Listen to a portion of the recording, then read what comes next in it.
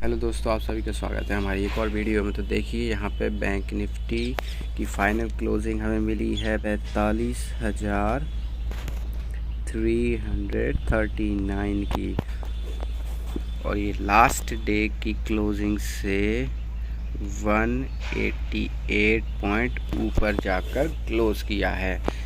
तो यहाँ पर मैं आपको दिखा देता हूँ कि बैंक निफ्टी की जो क्लोजिंग है वो ऑल टाइम हाई पर हुई है। इसने हाई तो किया है, यहाँ पे हाई तो बनाया है, लेकिन यहाँ क्लोजिंग जो है ऑल टाइम हाई पर क्लोजिंग की है। ठीक है, यहाँ पे देखिए ट्रेंड लाइन बनी, ट्रेंड लाइन बनने के बाद ये ट्रेंड लाइन ब्रेक हुई, ब्रेक होने के बाद मार्केट ऊपर ही ऊपर जा रहा है। तो मैंने आपको पहले ही बताया है कि अगर बैंक निफ्टी में लॉन्ग लेग डोजी बनती है तो उस लॉन्ग लेग डोजी के अंदर मार्केट 2 से 4 दिन कुछ दिन के लिए वहीं कंसोलिडेट करता है। तो आपको क्वांटिटी बिल्कुल भी ज़्यादा नहीं रखनी है। यहाँ पर आपको सावधानी से बिल्कुल देखना है कि सबसे पहले आपको अपना पैसा बचाना होगा। मैं बार बार अपनी वीडियो में बोलते आ रहा हूँ कि जब तक आप अपने पैसे को सेव नहीं करेंगे तब तक आप ट्रेडर नहीं बन सकते, और आपके पास जब कैपिटल ही नहीं रहेगा तो आप ट्रेड कर ही नहीं सकते हैं। तो चलिए मैं आपको 50 मिनट के चार्ट पे ले चलता हूँ।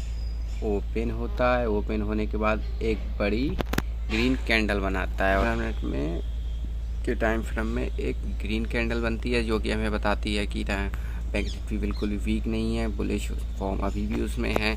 तो यहाँ पे बैंक निफ्टी ऊपर जाता है, दूसरी कैंडल बिल्कुल नीचे आती है, इसमें दिखाती है कि बैंक निफ्टी अभी भी सेलर उसको कंट्रोल करने की कोशिश कर रहे हैं। बायर सेलर दोनों अपनी अपनी पावर लगाते हैं। उसके बाद बैंक निफ्टी एक रेंज में पूरे दिन कंसोलिडेट करता रहता है। ठीक है, उसके बाद हम बताते हैं, आज हम बात करेंगे कि कल बैंक निफ्टी किस तरीके से हमें मूव दे सकता है। तो देखिए, सबसे पहले मैं आपको बता देता हूं कि बैंक निफ्टी एक रेंज में है। यहाँ पे बैंक निफ्टी बिल्कुल एक रेंज में उसने क्लोज़ किया है। 3 दिनों से बिल्कुल रेंज में ही बैंक निफ्टी घूम रहा है। ठीक है, तो बैंक निफ्टी अगर इस रेंज में इस रेंज में जो आज क्लोज़ हुआ है, कल यहाँ अगर ओपन होता है और कंसोलिडेट करने के बाद 5 से 10 मिनट बाद ऊपर की ओर 45,411 को ब्रेक करता है, तो हमारे टारगेट होंगे 45,488। हमारा दूसरा टारगेट होगा 45,533 का, 555 का।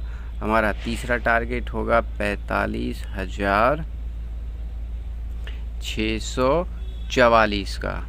देखिए, ज़्यादातर आप ये कि अगर ये पहला टारगेट हो जाता है तो ज़्यादातर क्वांटिटी आप बुक कर लिया करिए, और प्राइस एक्शन देखा करिए। प्राइस एक्शन क्या बताता है हमें, हमेशा प्राइस एक्शन को ही आप देखा करिए। कोई कैंडल प्राइस एक्शन में ही सबसे पहले आपको इशारा करेगी कि आपको बाय करना है या सेल करना है। ठीक है, अगर बैंक निफ्टी इस रेंज में ओपन होकर नीचे की ओर ब्रेक करता है तो देखिए, मैं यहाँ पे बिल्कुल भी इंटरेस्टेड नहीं रहूँगा, क्योंकि 45,000 का जो सपोर्ट है वो बहुत ही ज़्यादा स्ट्रॉन्ग है। तो मैं यहाँ पे नीचे की ओर बिल्कुल भी इंटरेस्टिंग नहीं रहूँगा। फिर भी आप अगर बैंक निफ्टी नीचे की ओर ब्रेक करता है तो 20-30 पॉइंट के लिए मैं बिल्कुल भी इंटरेस्टिंग नहीं रहूँगा। बैंक निफ्टी अगर 45,000 पे आता है, 45,000 आने के बाद यहाँ पे कोई एक रेंज बनाता है, रेंज बनाने के बाद अगर वो प्राइस एक्शन ऊपर की ओर दिखाता है तब ही मैं यहाँ पे बाय करूँगा, वरना मैं बिल्कुल भी इंटरेस्टेड नहीं हूँ बाय करने के लिए अगर बैंक निफ्टी नीचे की ओर